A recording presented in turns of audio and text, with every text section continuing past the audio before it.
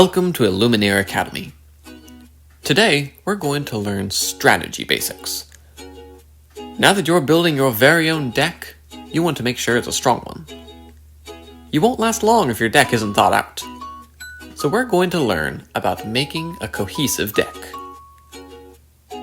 Now that you understand ink types, you should have a basic idea of what you want your deck to accomplish.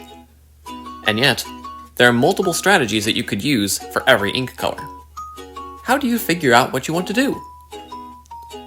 Let me show you what I do whenever I build decks. First, think of your deck as a whole. You're going to have difficulty if you just add in characters that you like, but that don't really work well together. A deck is like an enormous clock. It only works when all the little cards mesh together. Try to make one plan that you're trying to accomplish and have all the cards in your deck work along with this plan, instead of just running around in chaos. Now, how does one go about this? Here's the formula that I use. Choose a character or concept that you would like to be the star of the show. As far as characters go, you might choose Mother Gothel, Tamatoa, or Aladdin as examples. Concepts could be something like focusing on forcing your opponent's actions through Reckless, focusing on the clever usage of items, or gaining massive amounts of ink. Choose a character or concept that you would like to use, and then look through your cards to see what is going to help you in this endeavor.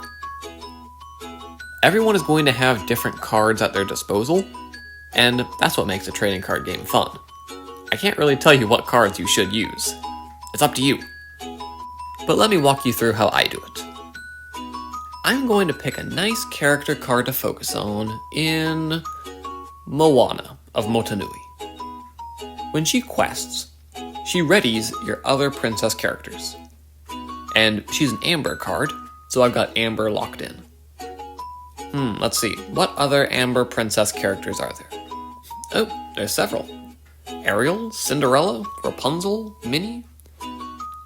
Now I think, hey look, they've got an ability that makes them better singers. So let's add in some Amber items and characters that help that out. Now I can go the princess route or the singing route, or both. I'd look at what other inks have good cards that are good for me. Sapphire and Ruby have a good selection of princess characters and some powerful songs. I'm feeling good about Sapphire, so my deck will be an Amber Sapphire deck. I'm going to add in all the princesses and songs that I like, and it's set up pretty nicely now. Ariel, Aurora, Belle, Jasmine. And now I've got my strategy all set up. I can make my deck work a bit better by adding in some inexpensive characters that'll help me out while I get my strategy together. And now I have a deck! Once you come up with the idea, the deck sort of builds itself, doesn't it? With ink and strategy, you have everything you need to craft your own deck. There's always more tips, tricks, strategies, and new cards coming out all the time. But now you have the basics. And as you're building your deck, be critical. Keep an eye out as you play a few games. Are there cards that you find just aren't as useful as you had hoped? Switch them out with something else. Are there cards you wish you had added? Add them. You're ready.